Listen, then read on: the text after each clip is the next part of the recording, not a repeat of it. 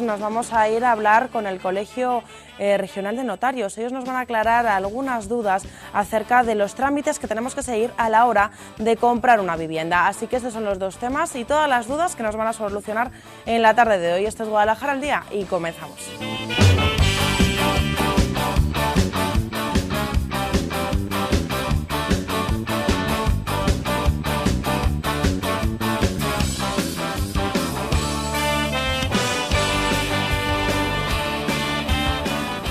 Pues seguimos solucionando dudas. En este caso nos vamos a ir con el Colegio Notarial de Castilla-La Mancha. Nos acompaña ya Nerea Marcano Fernández, notario de Brihuega. Buenas tardes. Hola, buenas tardes. Y vamos a hablar además de un tema que creo que preocupa y mucho a la gente y que la mayoría ha tenido que pasar por este trámite, ¿no? Que es la adquisición de una vivienda y cuáles son todos los trámites a los que tenemos que hacer frente, ¿no? Lo que muchas veces a lo mejor echa para atrás y lo hace un proceso tedioso, pero que igual conociendo muy bien los pasos a seguir, pues realmente no es algo tan complicado, ¿no, Nerea? No, es muy fácil. A la hora de comprar una vivienda, lo primero que tenemos que saber es qué es lo que queremos comprar, cuánto nos podemos gastar y si vamos a necesitar dinero prestado o no, es decir, si tenemos que ir al banco y solicitar un préstamo hipotecario. Una vez que sabemos lo que queremos comprar, tendremos que distinguir. Es muy frecuente en los pueblos, cuando nosotros nos vamos a comprar una casa, que la persona que nos va a vender la casa no tenga documentación. Pues porque es muy normal en los pueblos la transmisión de las propiedades de los abuelos a los padres, de los padres a los hijos, y por el camino nunca se arreglan los papeles. Entonces tenemos que distinguir a quién le vamos a comprar la casa. Que nos vamos a comprar una casa y nos la va a vender un particular, un señor, un vecino, un amigo, y es del pueblo y no tiene papeles, pues lo primero que tendremos que ver es qué documentación tenemos y cómo podemos generar esa documentación para que nosotros podamos hacer las cosas bien y comprar en escritura pública, que es lo que nos va a hacer dueños.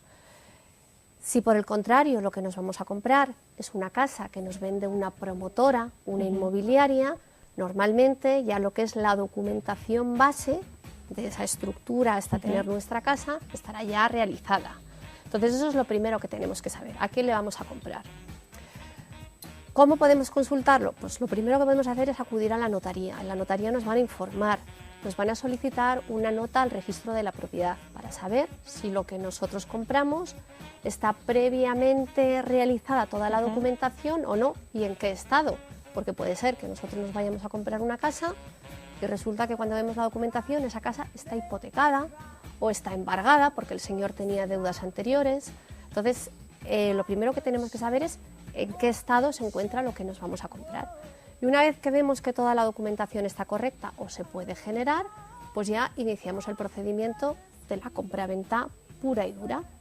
Y ya ahí lo que habrá es pues, que negociar con la parte que nos vende el precio, ver el pago de los impuestos y demás. Y luego ver si necesitamos o no ayuda o financiación para comprar esa casa. ¿Se puede comprar una vivienda sin hacer escritura, como hablábamos, ¿no? Es decir, que hay en muchas ocasiones, sobre todo en los pueblos, pues que un poco ha ocurrido eso, ¿no? Que se han ido dando, se han ido traspasando, pero a día de hoy ¿eso se puede hacer? Vamos a ver, se puede hacer, sí se puede hacer, porque un documento privado, que es un documento que firmamos tú y yo, las dos en un ámbito privado sin que intervenga un funcionario público, tiene validez y nos compromete a ti y a mí a lo que hemos firmado porque la palabra tiene un valor. El problema que plantea el documento privado es que eso se limita a ti y a mí. Nunca va a ser una prueba frente a un tercero.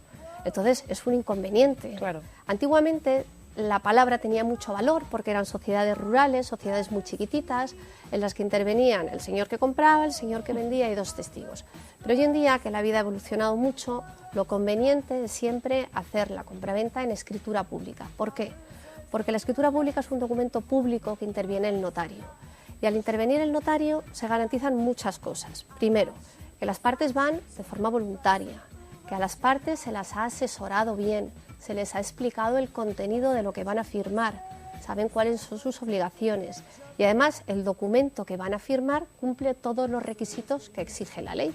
Es decir, no hay ninguna condición ni ninguna situación que sea leonina, abusiva y así se protege a las dos partes. Y ese documento en el que interviene el notario además hace prueba frente a cualquiera. Por eso lo conveniente es hacer la compraventa de una vivienda siempre en documento público. en escritura pública formalizada ante notario. Hay ocasiones en las que lo que la gente hace es preparar un documento privado como preparatorio o previo a la escritura pública, lo que vulgarmente se dice, vamos a firmar una señal. Yo me comprometo contigo, te pago una cantidad a cuenta del precio de la compraventa y con eso nos comprometemos. Pero eso vale simplemente como precontrato o paso previo anterior a lo que es la firma de la compraventa ante notario. Como bien hacía referencia, la mayoría de las personas tiene que recurrir a un préstamo hipotecario a la hora de comprar una vivienda. ¿Qué implica todo esto? Es decir, ¿en qué posición nos sitúa y sobre todo qué es lo que tenemos que saber, ¿no? ¿Qué trámites tenemos que cumplir, sobre todo para que muchas veces no nos cuelen alguna de esas cláusulas abusivas de las que estamos hablando y de las que ahora pues mucha gente se está lamentando? Bueno, cuando nosotros pedimos financiación al banco porque nos queremos comprar una casa, el banco primero va a ver nuestra capacidad de solvencia, es decir, qué capacidad tenemos para devolver ese dinero. Porque hay que tener una cosa muy clara. Cuando tú te comprometes porque has pedido un dinero prestado al banco, hay que devolverlo. Hay que devolverlo de una forma o de otra.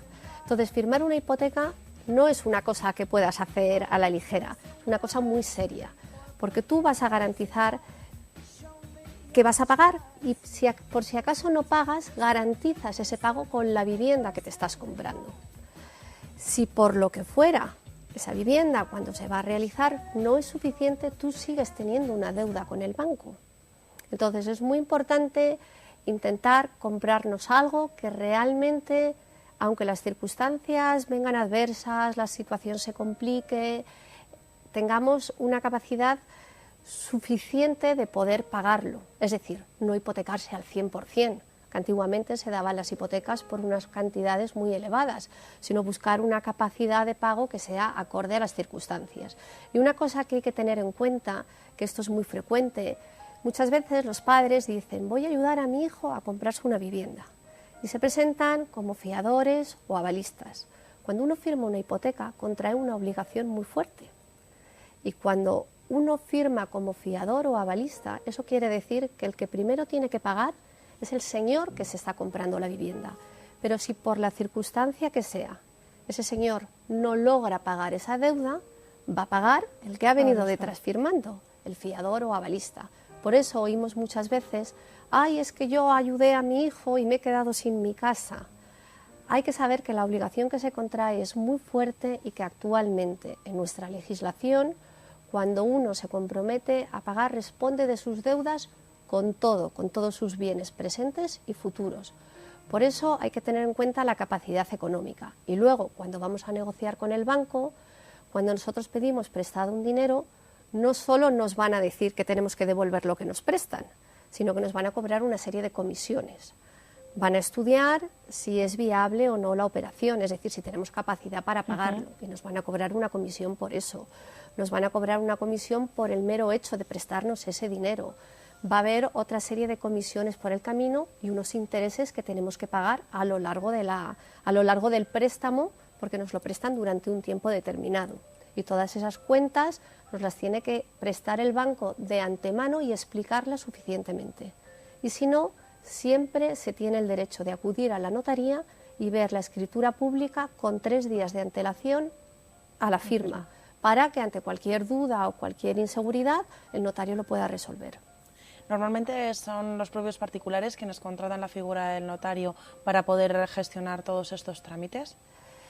Bueno, en principio hay libre elección de notario, es decir, el señor que va a pagar al notario es el que tiene derecho a elegirlo, pero es muy frecuente que sean los bancos los que imponen un notario determinado. Y ante esto, todo el mundo tiene que saber que hay libre elección de notario, que eso es muy importante. Y esto es una cláusula que muchas veces se impone en los préstamos hipotecarios y es una cláusula abusiva porque hay una libre elección de notario. Y a propósito de las cláusulas que hablabas antes, tenemos que tener en cuenta en los préstamos hipotecarios un montón de cláusulas que se conciben a día de hoy como abusivas. ¿Y por qué se consideran abusivas?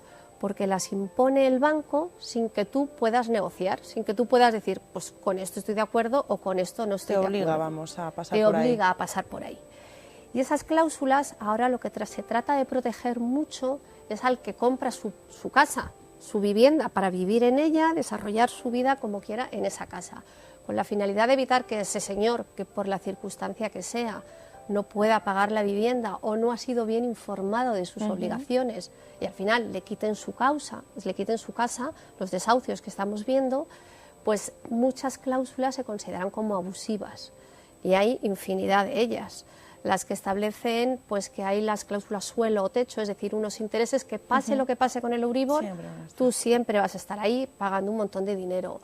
O aquellas cláusulas que establecen pues que hay un vencimiento anticipado. A ti el banco te presta el dinero por unos años, pero si tú incumples algunas de las obligaciones que el banco te impone, siempre y cuando no sean esenciales, porque si son esenciales es normal que el banco te reclame el dinero, pero si no son esenciales el banco no tiene derecho a ese vencimiento anticipado, o por el hecho de que tú no pagues una cuota. Si tú dejas de pagar varias cuotas hasta el límite de 3 cuotas sucesivas, el banco sí tiene derecho a reclamarte anticipadamente el dinero, pero si no, no. O cuando te establecen unos intereses de demora que son excesivos. Bueno, y cláusulas abusivas hay infinidad de ellas. Por último, porque la verdad que no tenemos tiempo para más y podríamos estar hablando largo y tendido sobre este tema que creo que preocupa y mucho, sobre todo a la gente que se enfrenta ahora, ¿qué le recomendaría a todos los que ahora mismo están en eso, ¿no? Están en trámites, están negociando con los bancos, están un poco fijando, ¿no?, cuál va a ser ese precio de su vivienda y lo que van a tener que pagar por ella, sobre todo en este préstamo? ¿En qué es en lo que más se tienen que fijar, aparte de saber, como bien hemos recordado, que la elección de notario es libre? Pues vamos a ver, lo primero que tienen que es que entender todas las cláusulas que el banco les está exponiendo. Ante cualquier duda, que no firmen nada. Ese sería mi mayor consejo. Ante cualquier duda, no firmar nada y buscar asesoramiento, sabiendo que siempre van a encontrar un asesoramiento gratuito en la notaría. Cualquier notaría les van a atender y les van a asesorar.